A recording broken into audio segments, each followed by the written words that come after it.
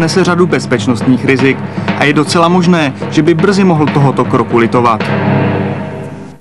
A nakonec ještě forex prezidentské kuchyně. O hlavu státu se nebojovalo jen ve španělském sále nebo v hotelu Savoy, taky v televizním studiu.